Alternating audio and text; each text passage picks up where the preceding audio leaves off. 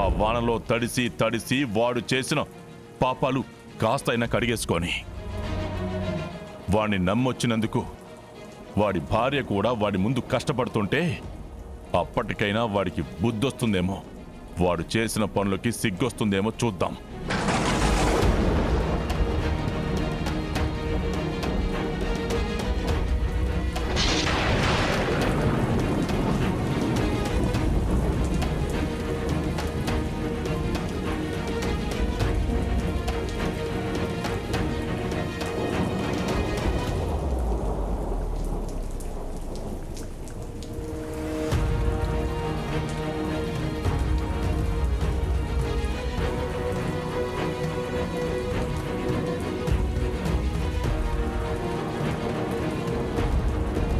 అన్నా, ఈ ఒక్క తూరి అట్టొచ్చి చూడన్నా, వాళ్ళెట్టుండారో. వాళ్ళని చూసైనా నీ మనసు కరుగుతుందేమో. చూడాల్సిన అవసరం లేదు. కుటుంబం అంటే కూడా 4 గుంజలు పాతి వాడు వేసుకునే గుడిసెలాంటిది. ఇంటి కప్పుల ఎండకి వానకి అడ్డం నిలబడి కాపాడుతుంటే లోపలుండే వాళ్ళకి ఏ కష్టం తెలీదు. ఆ ఇంటి పెద్ద చేతి నీడ దాటినప్పుడే వాస్తవం అర్థమవుతుంది.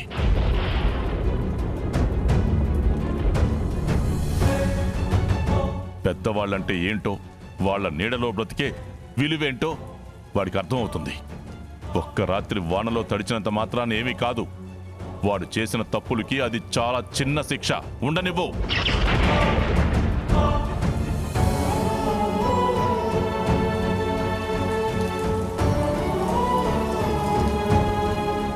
వానలో తడుస్తూ కట్టుకున్న భార్యకి గొడుగు కూడా పట్టలేని స్థితిలో వాడున్నాడు. వాడి తప్పులే వాడిని నిలదీస్తాయి. చేసిన తప్పులు ఎదురు తిరిగితే ఎలా ఉంటుందో వాడికి తెలుస్తుంది.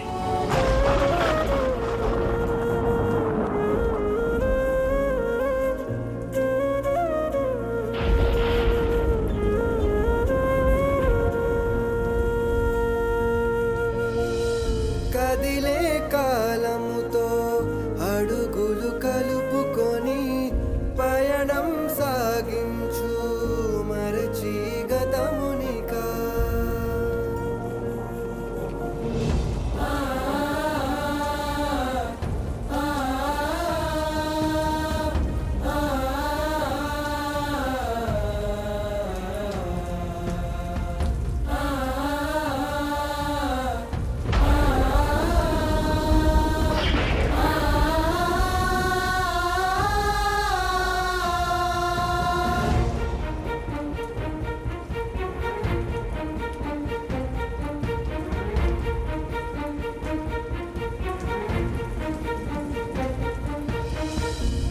అన్నా, అన్నా, ఓ అన్నా, నీ మనసు మారదా?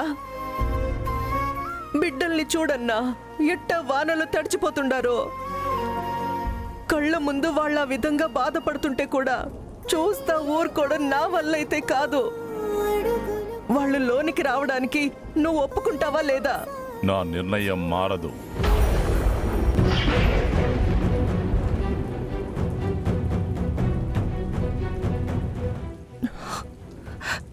సరే అన్నా, నీ నిర్ణయం అదే అయితే వాళ్ళట్ట వానలో బాధపడతా ఉంటే చూస్తే నేను ఊరికే ఉండలేను. నేను కూడా పోయి అదే వానలో నిలబడతాను. బెదిరించి నా మనసుని మార్చలేవు. వాడి ఇంట్లోకి రావడానికి మాత్రం వీల్లేదు. సరే అన్నా, నీ నిర్ణయాన్ని నువ్వెట్టా మార్చుకోలేవో నేను కూడా నా నిర్ణయాన్ని మార్చుకోలేను.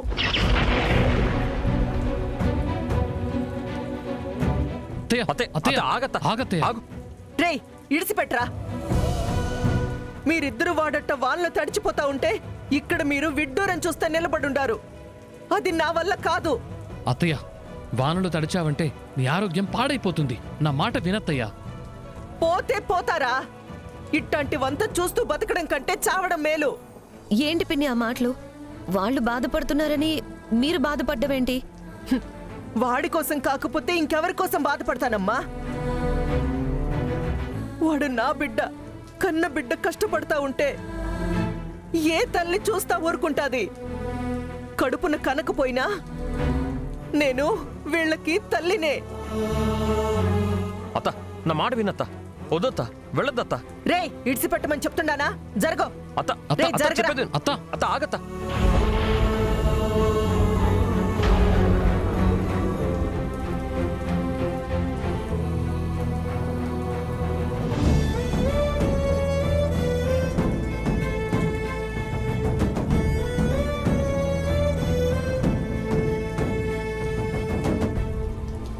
ఎవరో ఎవరికి ఎవరో ఏమో ఏమో నీతో అక్కడ వరకు నిలిచేదెవరో.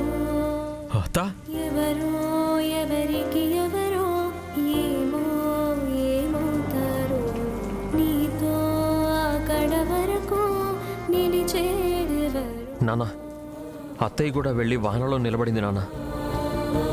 పోన్లే నాన్న, ఈ ఒక్క రోజుకి అత్తయ్య చెప్పినట్టు వాడిని లోపలికి రానివ్వండి. ఏంట్రా లోపలికి రానిచ్చేది? ఎవరిని లోపలికి రానివ్వమంటున్నారు?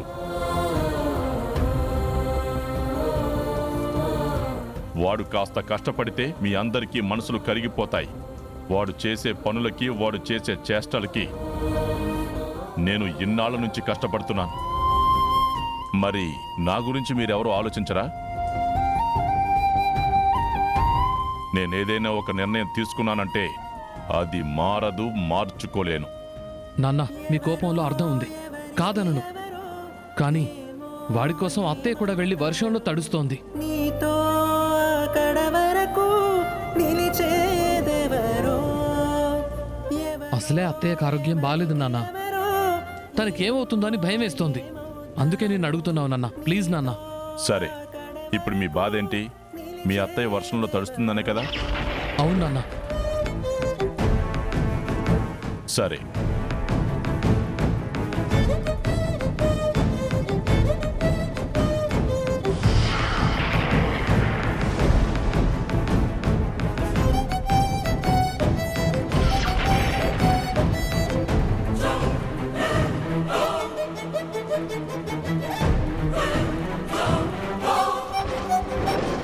నాన్న నాన్న నాన్న, ఎక్కడికి వెళ్తున్నారు? నాన్న ఎక్కడికి వెళ్తున్నారు నాన్న? నాన్న,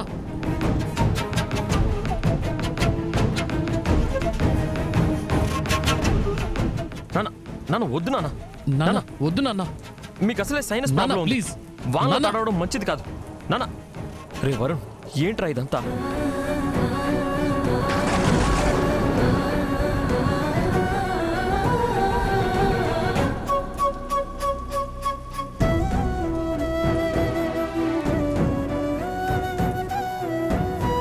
ఒకే రక్తం పంచుకుని పుట్టాం కదా, నీకే అంత పంతం ఉంటే నాకెంత పంతం ఉండాలి?